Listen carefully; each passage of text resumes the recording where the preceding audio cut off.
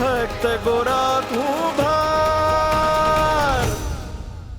વાહ, આ તો અવળા પડેલા દાવ સવડા થતા જાય છે. પુલકેશી મંદિર છોડીને જો હિમાલય ભાગી ગયો હશે તો મારા જીવનમાં લાગેલી આગમાં બરફ પડશે. નક્કી નક્કી દેવીનું મૃત્યુ એ ઈશ્વરની લીલા જ હશે. એમ જ બન્યું હશે. આમ જુઓ તો ગોરા નાનું બાળક છે ને પરમાને મારી સાથે કોઈ દ્વેષ નથી. જે તકલીફ હતી એ મારાથી દેવીને હતી.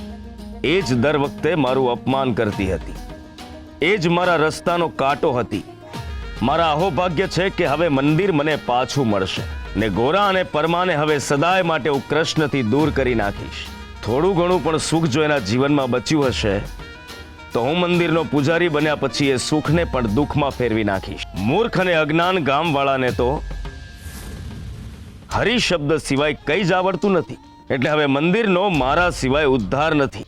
ગિરધરદાસ, આ વખતે ખૂબ શાંતિથી ને વિનમ્રતા પૂર્વક વર્તવું પડશે. શ્રી હરિ નમો નારાયણાય. હરે કૃષ્ણ હરે કૃષ્ણ.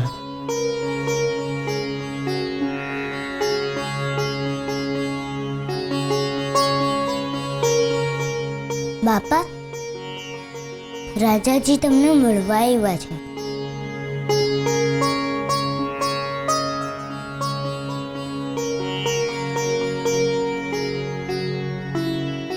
ભગત, હું દિલગીર છું. તમારી સાથે આટલી મોટી ઘટના ઘટી ગઈ ને હું તમને મદદ પણ ન કરી શક્યો. મારી કલ્પનામાં પણ ના આવે એવી ઘટના ઘટી છે તમારી સાથે. તમારી સાથે બહુ મોટો અન્યાય થયો છે. ન્યાય ને અન્યાય તો આપણા દરબારમાં મહારાજ. ઈશ્વરના દરબારમાં તો સત્ય ને અસત્ય અને મૃત્યુ છે ને એ આપણા જીવન અને જગતનું સૌથી મોટું સત્ય છે અને નિશ્ચિત છે. એના હાટું દિલગીરી હાની હે મહારાજ. દેવીનું મૃત્યુ છે ને એ મારા મનના દ્વારને ઉગાડતું ગયું છે. મારા ભક્તિના માર્ગને મોકળું કરતા ગયા છે દેવી. કાચા માટલા તોડતા ન શીખો, દેવીને છોડીને શીખી ગયો છું મહારાજ.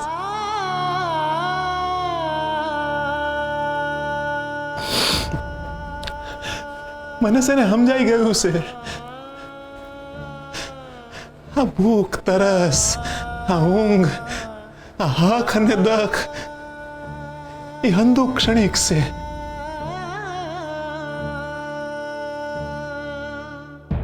જીવનનું એક જ સત્ય છે અને એ છે મારો હરિ. અંતે આપણે અંધાઈને જ પામવાનો છે. દેવી મરતા ગયા પણ મારા હાટુ મોક્ષનો માર્ગ ખોલતા ગયા. મારી શ્રદ્ધાની દીવાદાંડી બની ગયા દેવી. વાહ ભગત વાહ, તમે તો મૃત્યુને પણ ગુરુ બનાવી દીધા. દુઃખને સુખમાં પરિવર્તન કરવાની ગજબ કલા છે. પણ ભગત, તમારી પાસે તો ભક્તિનું કવચ છે એટલે જગત તમારા માટે મિથ્યા.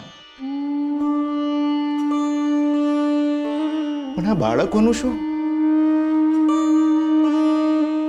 એમણામાં આવી સૂઝબૂઝ ક્યાંથી આવશે ભગત? આપણે અંધાઈ બાળકો સીને હરિના મહારાજ. સમજ ને હિંમત તો આપણામાં ક્યાં છે?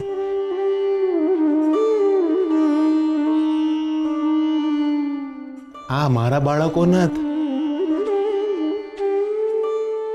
આ તો મારા હરીના બાળકો છે. તારા બાળકોને તું હાચવજે વાલા. એની ભૂખ અને તરસનું ધ્યાન છે ને એ મારો સાંભળ્યો રાખશે.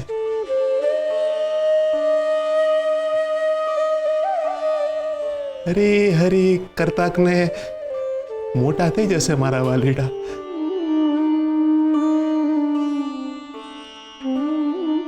હરે કૃષ્ણ.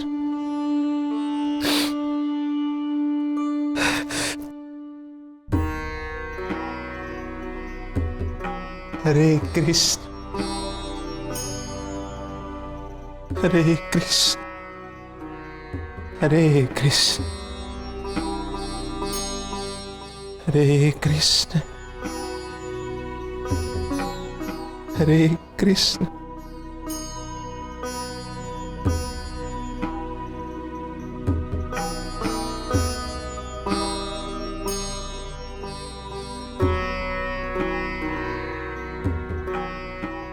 હરે કૃષ્ણ. હરે કૃષ્ણ. ગોરા બેટા, અહીં આવ.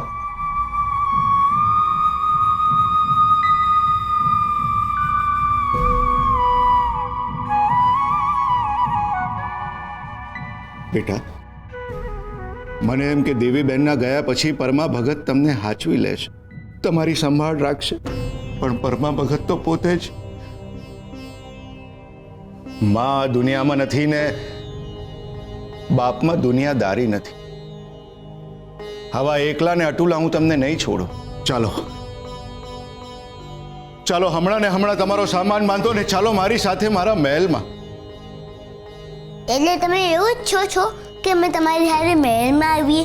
હા, આજથી તમે લોકો મારી સાથે મહેલમાં જ રહેશો. હું તમારી આવી હાલત જોઈ નથી શકતો બેટા. બેટા, હું આ ગામનો રાજા છું અને મારું કર્તવ્ય છે કે મારા ગામના કોઈ પણ વ્યક્તિને તકલીફમાં દુઃખમાં હું એને મદદ કરું. અને તારા પર તો હરિની કૃપા છે ગોરા. હું આજે બોલી શકું છું એ તારા કારણે બોલી શકું છું બેટા. સિપાહી, આ બાળકોને સામાન બાંધવામાં એમની મદદ કરો. ના મહારાજ, અમે તમારી હારે નહીં આવી શકીએ. તમે ચૂલાના લાકડા જુઓ છો? એ છેલ્લે મારી માએ મૂક્યા હતા.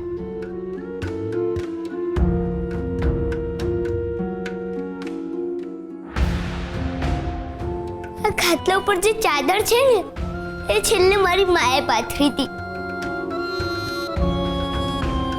જેમ સાડીમાં માની સુગંધ છે એમ આ ઘરની દરેક વસ્તુમાં માનો હાથ લાગેલો છે.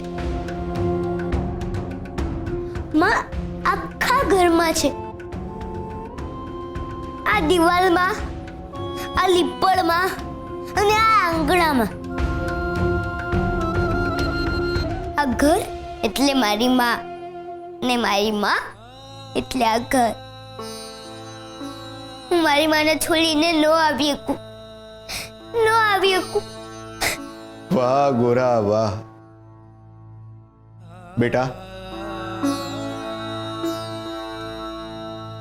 ગોરા, તારા તો શબ્દોમાં પણ સાધના છે. કૃષ્ણ બીજે ક્યાંય નહીં, તારા હૃદયમાં છે. અને તારા જેવા ભગતને હજુ સુધી કૃષ્ણની મૂર્તિ જોવા નથી મળી ને, આ બહુ મોટો અન્યાય છે. બસ હવે આ અન્યાયનો અંત અહીં જ આવશે. હાલ ગોરા, ચાલ મારી હારે. તમે મને ક્યાં લઈ જાઓ છો? હરે કૃષ્ણ. હરે કૃષ્ણ.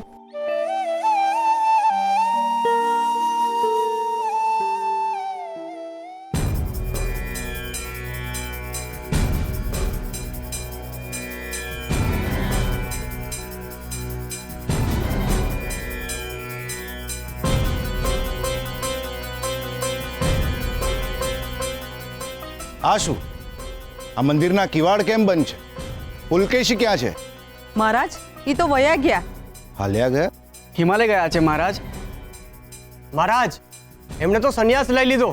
એટલે બેટા એમને એમ લાગે છે કે આ પ્રવેશ ઉત્સવ ન રાખ્યો હોત ને તો સૌથી મોટી દુર્ઘટના ન થાત.